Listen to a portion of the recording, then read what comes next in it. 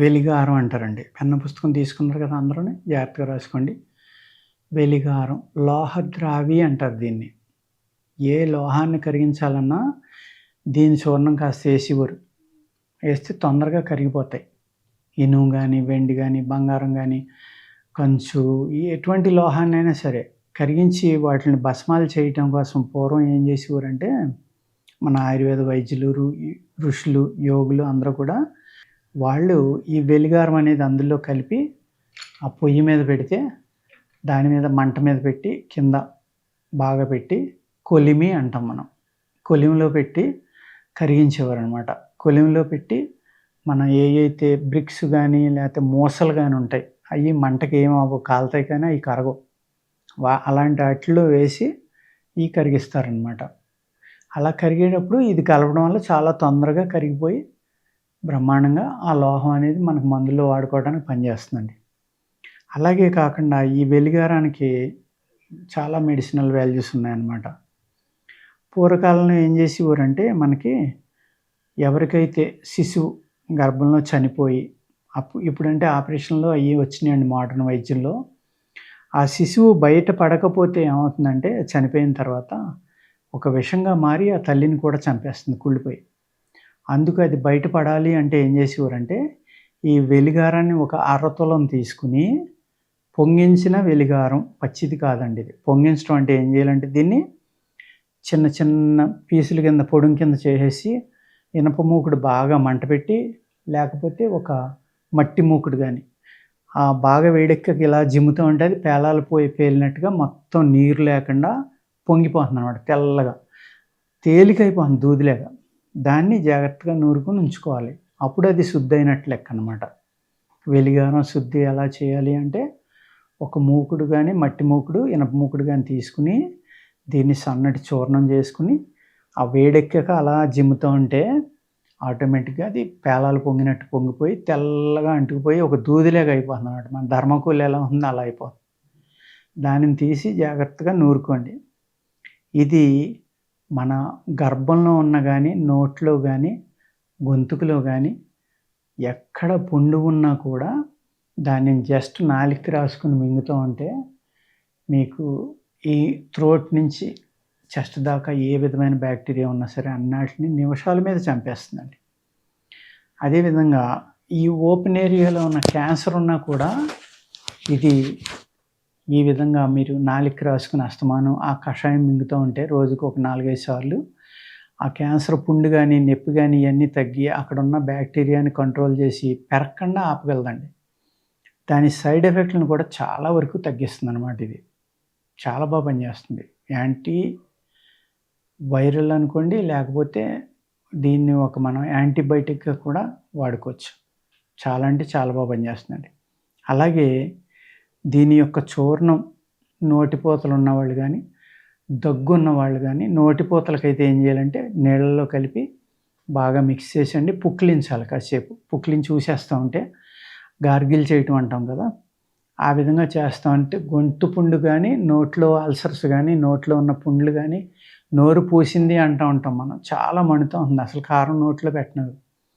అటువంటి వాళ్ళకి ఇది చాలా బాగా పనిచేస్తుంది. ఒకవేళ నాది బాగా వేడి శరీరం అండి, నాకు ఇది వేడి అంటున్నారు కదా, ఇబ్బంది అనుకున్న వాళ్ళు ఏం చేస్తారంటే కొద్దిగా ఒక యాలక్కాయలో గింజలు తీసి దాంతో పాటు నూరి అది నోట్లో పెట్టుకొని చప్పలించండి.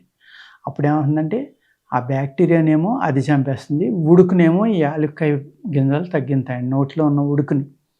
ఈ రెండు కలిపి తీసుకోవడం వల్ల ఉడుకు పొక్కులు కానీ, అల్సర్స్ కానీ ఇవన్నీ తగ్గిపోయి మనకి మాట్లాడడానికి కానీ, ఏదైనా తినడానికి కానీ సౌకర్యంగా ఉంటుందన్నమాట. దీనిని ఆ శిశువు చనిపోయి బాడీలో ఉండిపోయినప్పుడు బయటికి పంపాలి అంటే ఒక అరతులం దీని పౌడర్లో, అంటే అరతులం అంటే 5 గ్రాములు. పూర్వము లెక్కల ప్రకారం అయితే తులానికి 12 బ్యాడ్ అయితే 1 తులం అండి. ఇప్పుడు మనకి మోడర్న్ దాంట్లో ఏమొచ్చింది, తులం అంటే 10 గ్రాముల్లోకి వచ్చేసింది. అంచేత ఒక 10 గురువిందల అంత ఎత్తు అర తులంలో ఆ పౌడర్లో మనం దాల్చిన చెక్క చూర్ణం వేసి నీళ్ళలో కలిపి కనిపిస్తే అలాగా ప్రతి 2-3 గంటలకి ఒకసారి ఇవ్వచ్చు. అలాగే 2-3 సార్లు ఇవ్వండి, ఎక్కువ సార్లు ఇవ్వద్దు. 3 సార్లు దాటి ఎట్టి పరిస్థితుల్లో ఇవ్వకూడదు. అలా ఇస్తే ఏమవుతుందంటే ఆ చనిపోయిన శిశువు కూడా బయటకు వచ్చేసి ఆ తల్లి యొక్క ప్రాణం కాపాడడానికి పూర్వం ఆయుర్వేద వైద్యులు వాడేవారండి. ఇప్పుడంటే మోడర్న్ వైద్యం వచ్చింది. వెంటనే తీసుకెళ్తే వాళ్ళ ఆపరేషను అనేక మార్గాల ద్వారా చనిపోయిన శిశువుని బయటకు తీయటం జరుగుతుందండి. పూర్వం ఏం చేసేవారంటే అటువంటి సౌకర్యాలు లేనప్పుడు ఈ విధంగా ఇస్తే పనిచేసిద్ది. దీనిని బహిష్టు రావట్లేదు, అమ్మాయికి ఇబ్బంది కలుగుతుంది, వచ్చినా తక్కువ వస్తుంది అనుకునేవాళ్ళు ఒక పావుతులం తీసుకుని ఒక 5-10 గుంజలు లేకపోతే పావుతులం దాల్చిన చెక్క 2 చూర్ణాలు కలిపి నీళ్ళలో తాగండి. లేకపోతే అదొక గ్రామున్నర, ఇదొక గ్రామున్నర, అలా 2 పూట్ల తాగితే ఈ ఆగిపోయిన బహిష్టు రావటం, ఆ బహిష్టు రావడానికి ఉన్న దోషాలన్నీ కూడా పోతాయండి. కానీ గర్భిణీ స్త్రీలు కనుక తీసుకుంటే అబార్షన్ అయిపోతుంది. అంచేత గర్భిణీ స్త్రీలు ఎట్టి పరిస్థితుల్లో తీసుకోవద్దండి. ఎప్పుడైతే డెలివరీ అయిపోయిందో, డెలివరీ అయిన తర్వాత వాతం పోవడానికి, అలాగే డెలివరీ అయిన తర్వాత ఉమ్మినీరు ఏదైతే ఈ 10 నెలల నుంచి బాడీలో ఉండిపోయిందో దానిని బయటికి పంపాలన్నా, మాయని బయటికి పంపాలన్నా, ఇవన్నీ చేయాలంటే కనుక ఈ దాల్చిన చెక్క చూర్ణంలో కలిపి కనుక మీరు నీళ్ళల్లో కలిపి ఇది 2-3 గంటలకు ఒకసారి తాగిస్తే 2-3 సార్లు, మ్యాక్సిమం 2, తప్పదంటే 3 సార్లు తాగించండి. ఆ మైల రక్తం కానీ, ఈ విషపు నీరు కానీ ఏదైతే ఉండిపోయిందో అదంతా బయటికి వెళ్ళిపోయి వేడి చేయటం వల్ల ఈ బాలింతరాలు యొక్క శరీరం గట్టిపడి వాతాలు ఏమన్నా కూడా తగ్గిస్తుందండి. చాలా వేడనమాట ఇది. దీనిని నీళ్ళలో కలిపి బాగా నూరి మాత్రగా కట్టి ఒక శనగ గింజ, బఠానీ గింజల్లాగా 3 పూట్ల 3 మాత్రలు వేసుకుంటే మీకు దగ్గు, జలుబు, రొంప అన్నీ తగ్గుతాయి. దగ్గు మీద చాలా చక్కగా పనిచేస్తుంది అనమాట. దాల్చిన చెక్క చాలా ధాతువులు ఉన్నాయి, చాలా మంచి వైద్యం అనమాట. ఇది అది కలిపి ఇస్తే ఏమవుతుందని చెప్పానండి, మీకు మైల రక్తం అంతా పోతుంది. ఎవరికి పురుడు వచ్చిన తర్వాత, గర్భిణీ స్త్రీలకి ఎట్టి పరిస్థితుల్లో దీన్ని వాడకూడదండి. అర్థమైంది కదా మీరు? ఈ పురుడు వచ్చిన తర్వాత మైల రక్తం పోవటానికి ఇవ్వండి.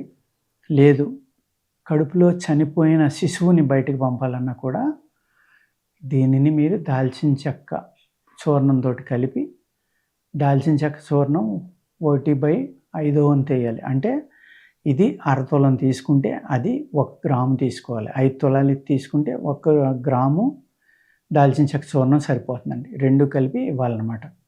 ఆ విధంగా ప్రతి 2-3 గంటలకి 2 సార్లు ఇస్తే ఈ పొట్టలో ఉన్న మైల రక్తం కానీ, చనిపోయిన శిశువు కానీ, మెన్స్ట్రువల్ సైకిల్ సరిగ్గా లేని వాళ్ళకి కానీ వీళ్ళందరికీ వాడుకోవచ్చు. పొరపాటును కూడా గర్భిణీ స్త్రీలు దీన్ని వాడకూడదండి. అర్థమైంది కదండి. నమస్కారం.